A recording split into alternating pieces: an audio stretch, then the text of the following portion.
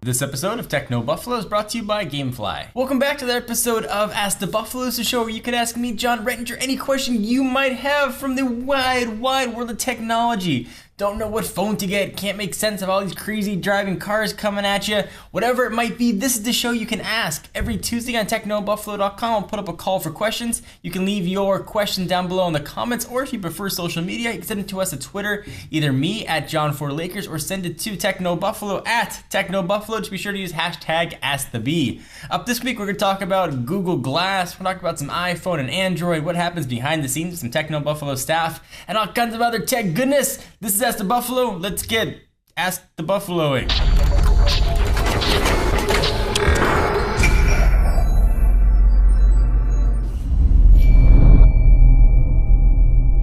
So our first question comes from Twitter. It comes from Tom_Rich, who asks, at John4Lakers, do you think that Google Glass will impact the world in a mainly positive or negative manner? That's a great question. I don't think it's going to impact the world positively or negatively. I think the world's going to keep spinning and go on like normal. But I think the question that you're asking about that, it's going to sort of change the way we do things. And I kind of think it's going to. Even if Google Glass ends up being the next Segway, it certainly might create a new generation of wearable technology, a whole new genre of tech. And I think it's kind of neat that we're moving in that direction. Whether you like it or don't like it is a totally other discussion. But certainly it's an option. You don't have to wear these crazy screen-mounted glasses. But I think it's going to be very neat, especially when it gets integrated with augmented reality. You're walking down the street, you could see Yelp scores for restaurants or doctor reviews, whatever it might be. There are a lot of really practical uses, so I'm excited to see the battery technology get better, be able to see it do much more, have its own connectivity, and perhaps up the specs. But I think it's a really cool thing, and I give Google a lot of credit for developing it out in the open. So hopefully that helped answer your question. All right, so our next question comes from Kyle Judd, and this one makes you think. He asks, Dear John, if Apple put Android on an iPhone, do you think Apple fans would still bash Android, or do you think they would love it simply because Apple made it? Thanks. That one's a thinker. That's like